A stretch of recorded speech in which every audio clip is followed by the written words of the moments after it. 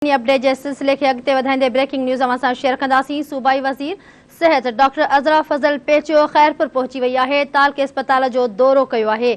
सूबाई वज़ीर सिहत डॉक्टर अज़रा फज़ल पेचियो खे दौरे दौरान आगाही बि ॾिनी वई। इंडस अस्पताल कराची तरफ़ां क़ाइमु कयल कैंपुनि में सहूलतूं मौजूदु आहिनि। सूबाई वज़ीर जो चवणु हुयो। संदसि चवणु हो त कैंपूं तालका अस्पतालनि में लॻायूं वयूं आहिनि। बिल्कुल नाज़रीन, अहम खबर है अवां खे आगाह करियो पिया। सूबाई वज़ीर सिहत डॉक्टर अज़रा फज़ल पेचियो ख़ैरपुर पहुची वई। तहलका अस्पताल जो दौरो कयो आहे। सूबाई वज़ीर सिहत डॉक्टर अज़रा पेचियो के दौरे दौरान आगाही भी ॾिनी वई। इंडस अस्पताल कराची तरफ़ां क़ाइमु कयल कंपनियुनि में सहूलतूं मौजूदु आहिनि। सूबाई वज़ीर जो इहो चवणु आहे। कैंपूं तहलका अस्पतालनि में लॻायूं वयूं आहिनि।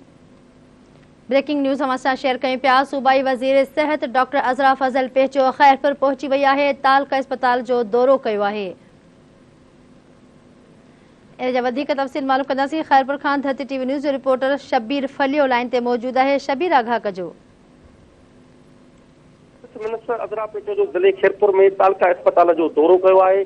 तव्हांखे ॿुधाईंदा इंडस अस्पताल कराची पारां BHU अस्पताल तालका अस्पताल में ॿोॾि जे फसायल माण्हुनि खे हेल्थ रिलीफ ॾियण समेत कमज़ोर ॿारनि लाइ ग्रोथ लाइ इलाज लाइ कैंपूं जेके उहे क़ाइमु करे वरितियूं आहिनि।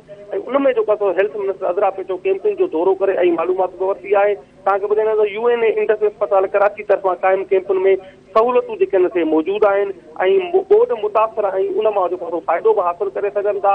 हेल्थ मिनिस्टर जो चवणु आहे त इहे रिलीफ कैंपूं रूरल हेल्थ सेंटर तालका अस्पताल में लॻायूं वयूं आहिनि, जिते जेके मज़कूरा जेके माण्हू आहिनि या जेके ॿोॾि जा फसायल माण्हू आहिनि या जेके ॿारड़ा आहिनि जेके ग्रोथ नथा करे सघनि उहे जेके हितां इलाज कराइनि ऐं उन जूं सहूलियतुनि मां फ़ाइदो वठनि। जी ठीकु आहे, वॾी महिरबानी शबीर, आगाह कयो।